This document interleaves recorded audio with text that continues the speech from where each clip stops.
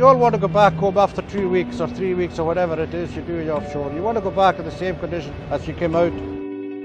It's not just for yourself, you've got family, friends, children, people who depend on you back at home. There's so many guys out here willing to sort of help you spread the message and keep you safe. Ultimately, nobody deserves to come to their work and no return in the same condition, and that's why we do this.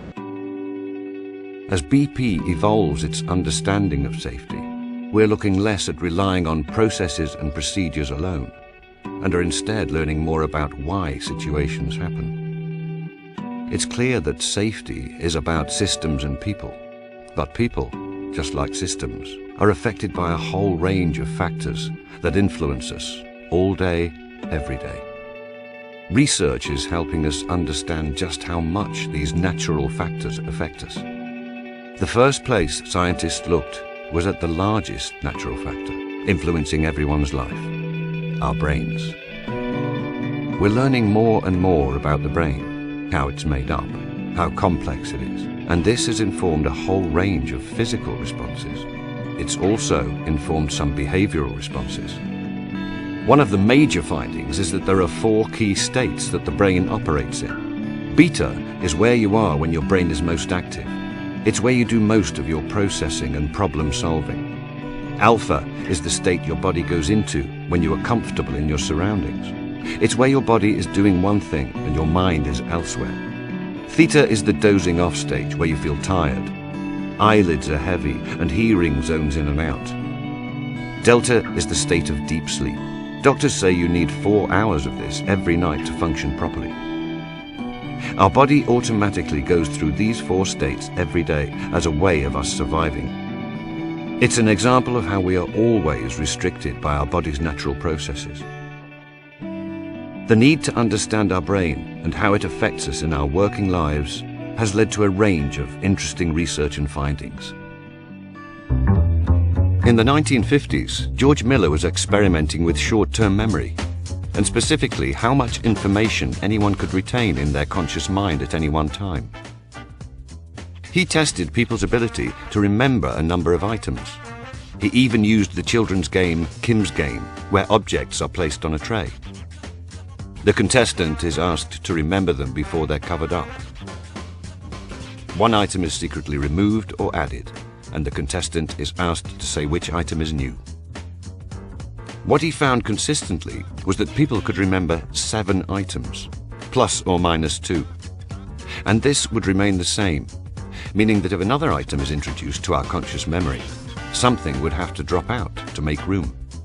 But he proved that the magic number for how many things we can generally remember in one moment was 7, plus or minus 2.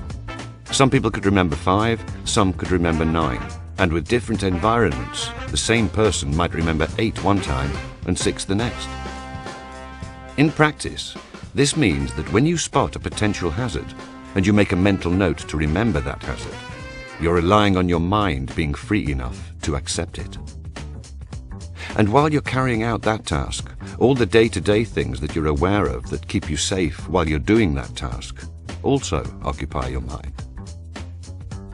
It's helped me appreciate that we have very limited sort of capacity in our conscious mind, and not to rely on our conscious mind to keep us safe and to remember us to do stuff is to basically understand that, and we've got key tools like immediate corrective action and 20-second scan.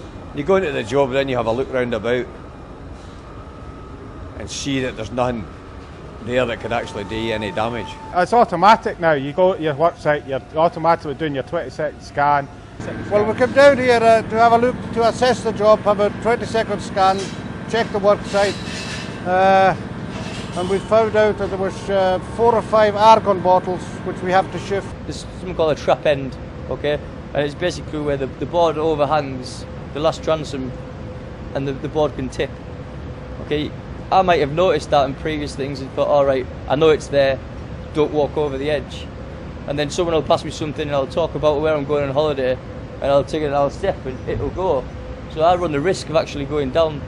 But if I'd have seen there was a trap end, with the board away or whatever, I'll put an extra transom in, then that would have been immediate corrective action, removing that hazard completely. People naturally believe that they are safer than other people. The "what are the chances of it happening to me" sensation. Especially when we have a lot of experience, we think it's other people who are at risk.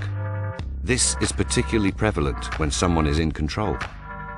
When it comes to safety, given the choice, most people would rather be the driver than the passenger. Being in control allows you to rely on your experience base. Where previously we were happy with the situation, we may now feel a little more exposed to the dangers. The observer always sees more. This is exactly the same in the workplace. Jobs that we're used to doing all day long become second nature, and we become familiar with making sure the immediate environment and process is safe. We are all naturally in a position to see more potential hazards in everyone else's work. Again, the observer always sees more. The same natural patterns that create the thinking, "it'll never happen to me," can be used in a positive way. We can contribute to other people's safety. However, the key to the advice being taken isn't always just about what it is. People's behaviors are affected by their attitudes. If someone delivers the advice in a humiliating or aggressive way, the receiving person's attitude will be affected, and their behavior will be affected. It definitely makes a difference the way people talk to each other. If you speak to someone as a parent, they react automatically in child. So you want to speak to someone on a level playing field. Everyone's very approachable. You can just walk up to somebody, explain to them that you think something they're doing could be dangerous, or in the future might harm somebody else, and everyone will listen and put that right. Beliefs are your perception of how things are. What you believe sets your expectations of how things should be. Your expectations affect your attitudes and how you feel about an issue. Your attitude is then demonstrated in how you behave. Your behavior or actions speak louder than words, and how people see you behave affects their beliefs. Their beliefs then set their expectations, and so on. What you believe essentially affects how others act.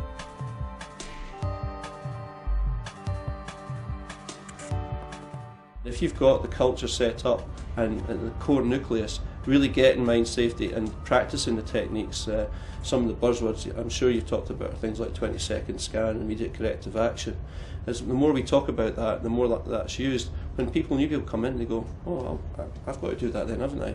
With the behaviours, if a new person comes on, they've been on a previous job, and say for example that the safety standard isn't as high as on Andrew, they'll come on and they'll notice the way we do things, the way we act, our attitudes towards safety and our stopping the job triggers, things like that.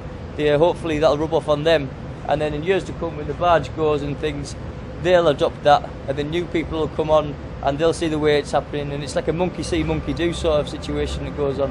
Understanding a little about how our physical processes, how our brain operates, can allow us to take into consideration the natural processes that affect us every day of our life, and particularly when we are at work. The key things about mind safety to me are understand the limitations of the conscious mind, the 7 plus or minus 2, and that's not just you, that's basically everyone. Understand that things like night shift working, stress at work, stress at home can definitely have an effect on how much you can hold in your conscious mind at any one time. This never stops, right? So once you've got the tools, it's how you apply them, but it's about rigorous application of that, and it's about consistencies where you've got to keep doing it every time you go on at the job. Otherwise it doesn't work. It's not learn it once and do it once, it's make it part of what you do. I think people will appreciate in mind safety that processes and procedures are impersonal. And I think by bringing in things that people can relate to, their mind, what affects behaviors, I think that will help people, move out of the mechanics of a system, a process or approach, and actually connect personally better to it. There was 81 cases of this last year, people that went to their work, probably kissed their wives goodbye, probably says to their kids that they would take them to the pictures at the weekend, whatever. They went to their work, and the last thing that they were thinking about was that they would never ever be in the same condition to return. The human brain is fallible. We all need to accept that we're imperfect people, that we're infallible, and occasionally our brain gets overloaded. Okay, Occasionally we get distracted and occasionally we drop the ball. I think once you know that and once you recognise that in yourself, that I am fallible, I'm not perfect, then it opens up for a whole bunch of conversations and behaviours.